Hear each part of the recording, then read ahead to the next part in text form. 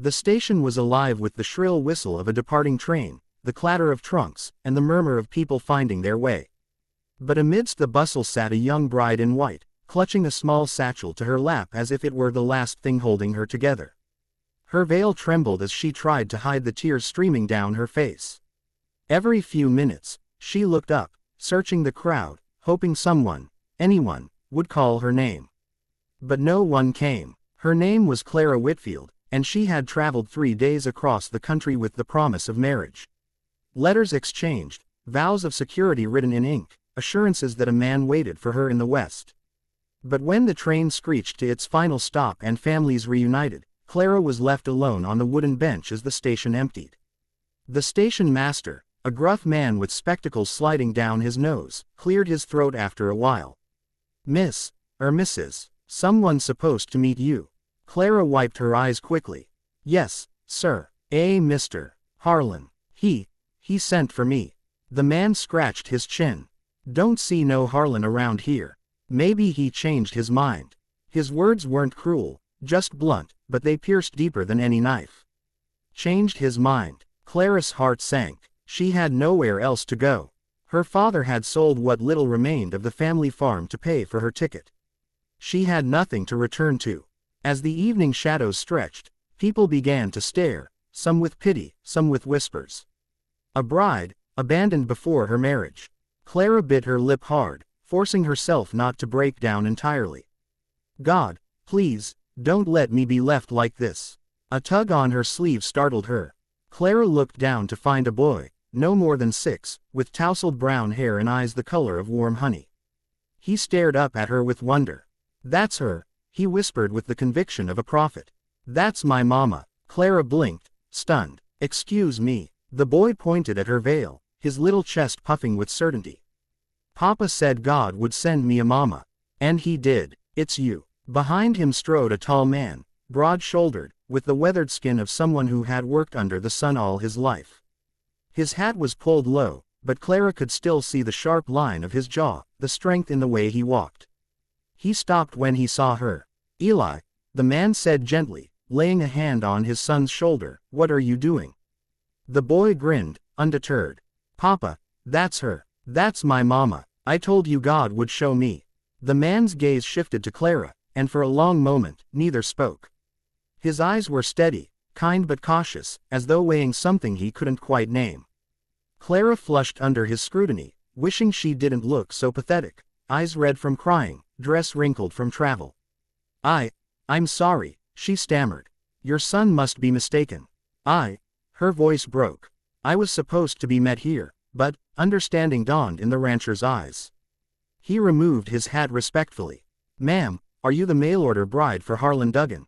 Clara nodded, ashamed. The man's jaw tightened. "Then you ought to know. Harlan skipped town last week.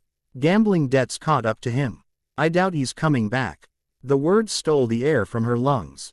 She felt faint. "So, I was brought here for nothing." The boy, Eli, reached for her hand with small determination. "Not nothing. You're supposed to be with us, Eli," the rancher said firmly, but there was no anger in it.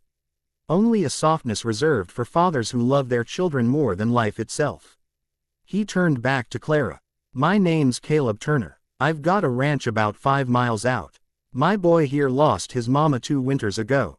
Been prayin' for guidance ever since."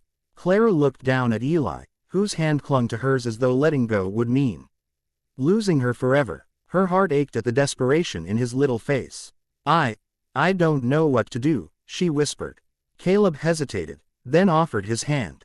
"Then maybe, for now, you come with us. Just until you figure it out. No woman ought to be left crying at a station with nowhere to go." The Turner Ranch sat against rolling hills kissed by the last golden light of dusk. Clara had expected dust, cold walls, and silence. Instead, she found warmth. The home was modest but alive, curtains embroidered with a woman's touch, a rocking chair by the fire, shelves of books well worn from reading aloud to a child. Eli tugged her through the rooms proudly. "This is where I sleep. And this is Papa's chair. And look, this is Mama's Bible.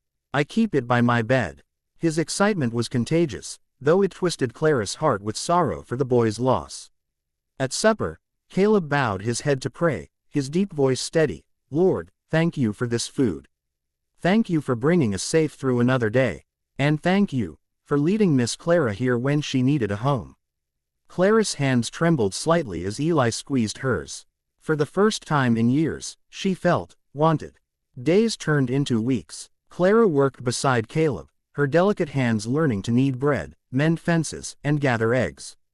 Eli followed her everywhere, his laughter filling the air. Slowly, the tight knot in Clara's chest began to loosen. But at night, when the lamps were out, doubts haunted her. Was she only a burden? Would Caleb one day send her away? She caught him watching her sometimes, his gaze unreadable, as though he were fighting something within himself. One evening, as autumn painted the land in amber, Clara stood on the porch, watching Eli chase fireflies. Caleb joined her, leaning against the railing. Silence stretched between them, comfortable but heavy with unspoken words. You've been good to him, Caleb said finally, his voice low. Good to both of us. Clara looked down, fiddling with her apron. I only did what anyone would. He shook his head. Not anyone. Folks are quick to turn away when things get hard. But you stayed. Her eyes filled with tears. Where else would I go? I was abandoned, humiliated. I've nothing left. Caleb's gaze softened. You've got more than you think. You've got a heart that cares. Eli sees it, and so do I. The air between them changed then, charged with something unspoken but undeniable. Clara's breath caught as Caleb reached out, brushing a tear from her cheek with a calloused thumb. His touch was gentle, reverent. Eli may have pointed to you and said you're his mama, Caleb murmured, but truth is, Clara, I think he was right. Clara's heart thudded wildly. Do you mean that? His jaw worked, as though the words cost him something. But when he spoke, they were steady. Sure. I've been alone a long time. But I don't feel alone anymore.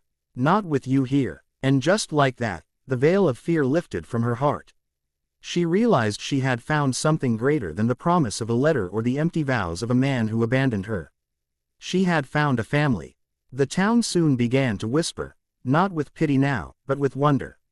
The bride who had been left crying at the station had not been forsaken after all. She had been chosen by a boy's faith and a man's quiet strength. Months later, on a bright spring morning, Clara walked again in white, this time not abandoned, not weeping, but radiant. Eli beamed proudly at her side as he carried the Bible he had once kept by his bed. And Caleb stood waiting at the altar, his eyes fixed on her with the certainty of a man who had finally found home. When the vows were spoken and the kiss sealed their union, Eli shouted for all to hear, Told you.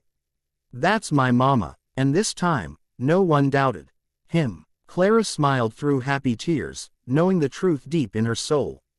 Sometimes, the family you dream of doesn't come through promises written in letters, it comes through the innocent faith of a child and the steady love of a man who chooses you when no one else will. She had not been left behind. She had been led exactly where she was meant to be.